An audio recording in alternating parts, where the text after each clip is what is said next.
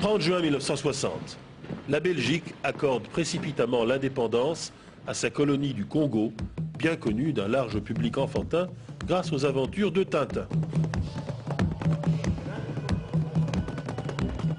Ce Congo qu'abandonnent les Belges est en réalité un pays immense et à peine organisé, le plus vaste de tous les États nouvellement indépendants du continent noir. La tâche des nouveaux dirigeants qui viennent tout juste d'accéder au pouvoir, le président Joseph Kasavubu et surtout le Premier ministre Patrice Lumumba, apparaît comme immense, voire impossible. Quelle est la situation de départ? Le bassin du fleuve Congo en Afrique équatoriale a été acquis par le roi des Belges Léopold II avec l'aide de l'explorateur anglais Stanley à la Belle Époque.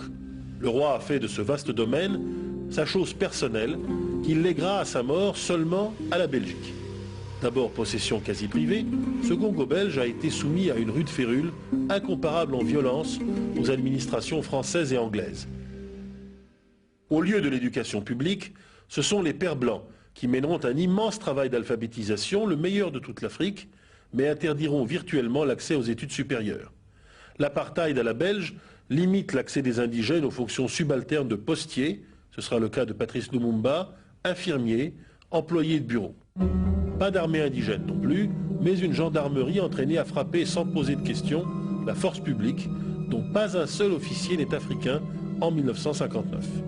Aucune représentation parlementaire ou consultative des élites. Les compagnies minières rendent une justice privée, les châtiments corporels sont chose courante, le tutoiement à l'égard des Noirs est de rigueur. Après 1945, les syndicats socialistes belges pratiquent quelques ouvertures dans ce mur colonialiste. Joseph Kasavubu devient ainsi l'homme de confiance de la gauche socialiste belge. C'est dans ce cadre que le jeune Lumumba se lance dans l'action politique. Pourtant, tout va changer très vite.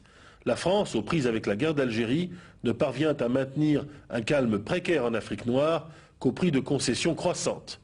L'Angleterre, à son tour, fait face à une insurrection au Kenya, celle des Mau Mau, qu'elle réprime sans conviction. Lorsque Paris et Londres décident de manière concertée de donner l'indépendance à la plupart de leurs possessions en 1960, Bruxelles ne peut que suivre, mais sans avoir jamais préparé les étapes intermédiaires dans un pays immense où règne un climat moral détestable. La première question qui se pose donc pour Bruxelles, comment opérer cette décolonisation? La France du général de Gaulle tente de dissuader la Belgique de procéder à une indépendance en bloc. Ne pourrait-on envisager de créer, en lieu et place de cette immense colonie unitaire, 4 États différents par exemple? Cette solution tente fortement les compagnies minières qui dominent le sud métallifère, le Katanga, et l'ouest riche en diamants, le Kasaï. Mais elle est écartée, notamment sous la pression des Américains, qui désirent une décolonisation franche. L'État belge, voulant à tout prix se débarrasser de ce problème, alors qu'il fait face à de sérieuses difficultés intérieures, choisit cette option nette et franche, la décolonisation en bloc. Mais qui mettre à la tête du nouveau pays? Il n'y a pas de grand parti unitaire au Congo comparable à ce qu'a été le Rassemblement démocratique africain de Félix Houphouët-Boigny en Afrique occidentale française, à la fois école de la politique et pré-parlement de toutes les ethnies. Chaque province possède son parti dominant. Abako de Kasavubu à Léopoldville, la capitale, de tendance socialiste et appuyée sur les syndicats de fonctionnaires. Solidarité africaine dans l'est du pays, de Léon Gizenga, également socialiste, mais nettement plus à gauche. Konakat, qui défend sans état d'âme les intérêts du riche Katanga pour le sud, présidé par Moïse Tshombe, l'homme des Pères blancs et des compagnies minières. Le jeune Lumumba dépasse tous ses rivaux par son éloquence, ses capacités politiques et sa vision stratégique. Son MNC, le mouvement national congolais, est en effet le seul à défendre la vision d'un Congo unitaire et détribalisé. C'est sans aucun doute ce programme qui lui vaut initialement l'appui du Parti socialiste belge et de la partie la plus éclairée des administrateurs coloniaux qui voient en lui le réformateur nécessaire et attendu, capable de faire équilibre aux compagnies minières et aux provinces trop riches. Pourtant, lorsqu'en 1959, le roi Baudouin se rend à Léopoldville pour y préparer l'indépendance, il subit de Lumumba un discours d'une rare insolence qui crée la consternation, révélant qu'il veut aller beaucoup plus loin que ses soutiens belges et américains ne l'avaient imaginé. Des élections libres, les premières et les dernières à ce jour, de la courte histoire du Congo, sont organisées au printemps 1960. Elles font de Lumumba et de son MNC le grand vainqueur de la compétition. Le 24 juin 1960, Patrice Lumumba peut former son gouvernement. Mais que va-t-il faire de son immense pays, ainsi abandonné à son sort? Derrière le pouvoir plus symbolique que réel de Kasavubu à la présidence de la République, c'est Lumumba qui dirige effectivement le pays avec la seule opposition de Tshombe. Patrice Lumumba n'a encore que quelques conceptions politiques simples. Issu d'une petite ethnie de l'est du Kasaï, les Tetela, il a d'abord admiré le début d'égalité raciale qui régnait chez les Français à Brazzaville, de l'autre côté du Stanley Pool. Mais sans se tourner complètement vers le communisme, il admire davantage encore le Ghanéen Kwame Nkrumah, qui défend l'idée d'un socialisme panafricain. Toutefois, c'est dans l'exercice de l'autorité au sommet que son pouvoir s'avère défaillant.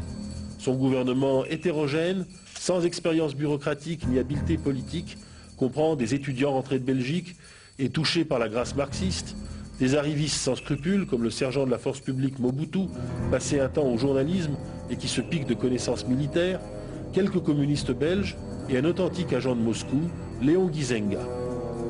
L'orientation très à gauche de ce gouvernement, où les sympathisants communistes sont beaucoup plus nombreux que les socialistes pro-belges, met les Occidentaux en alerte. Dans ce climat délétère, une mutinerie de la force publique éclate en juillet 1960 et entraîne des scènes de pillage et de meurtres abominables à Léopoldville.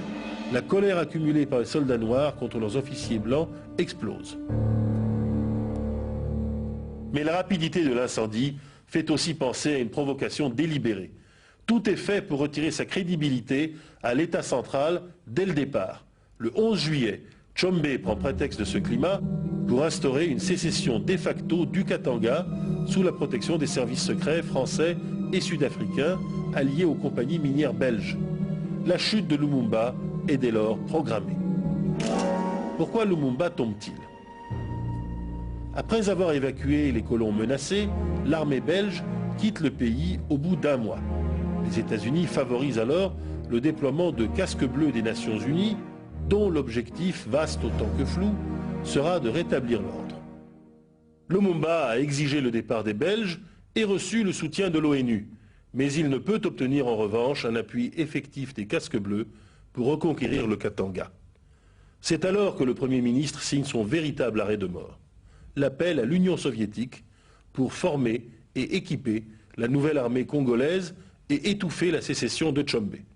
Aussitôt, le Kasaï fait à son tour sécession au mois d'août et Lumumba parvient à lancer une contre-offensive victorieuse contre les Luba insurgés de la grande région minière grâce à une aide aérienne soviétique effective.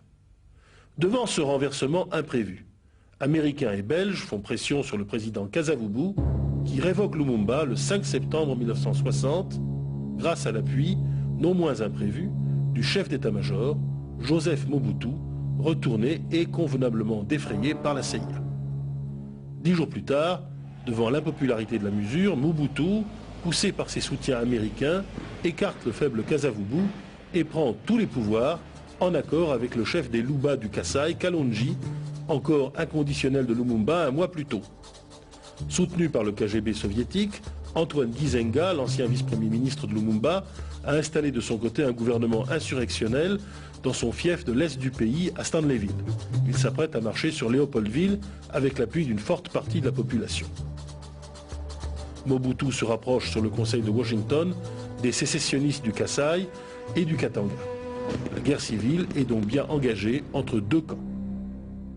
C'est dans ces conditions que Lumumba parvient, grâce à de nombreuses complicités, à s'évader. Mais toujours politicien et orateur, il s'attarde en chemin pour haranguer des foules enthousiastes au lieu de se cacher pour rejoindre plus vite Stanleyville, Gizenga et les conseillers soviétiques. Il est arrêté en chemin en décembre 1960 par les hommes de Kalonji au Kasaï. Habilement, Mobutu et ses conseillers américains l'expédient au Katanga, chez Tshombe, laissant à ce dernier le soin de l'assassiner, bien sûr pendant sa fuite, un mois plus tard, en janvier 1961. La révolution congolaise a perdu son archange. Lumumba devient un mythe à peine quelques mois après sa mort. L'Union soviétique de Khrouchtchev et l'Égypte de Nasser sont pour beaucoup dans la mise à feu du mythe. Lumumba est présenté comme le jeune leader africain qui n'a pas hésité à appeler les soviétiques à la rescousse pour sauver l'unité de son pays menacé par les grandes compagnies minières. Il en est mort. Mais pour la jeunesse africaine, Lumumba représente surtout une révolution panafricaine, antitribale, pure de toute corruption, incarnée par un jeune homme courageux et dénué de préjugés. Sa mort est celle des espoirs de toute une génération qui sera le témoin des ratés et des mécomptes de la première vague des indépendances en 1960. Ayant gouverné tout juste 3 mois, Patrice Lumumba n'a pas eu le temps de commettre de grandes erreurs, d'instaurer le culte de sa personnalité ou d'éliminer des rivaux. Il a été en outre élu par la plus grande mobilisation démocratique africaine avant Nelson Mandela.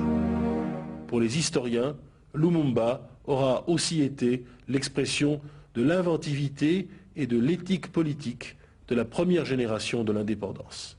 Lumumba voyait grand, il avait sans doute tort, mais il voyait aussi loin, vers une Afrique détribalisée, moderne.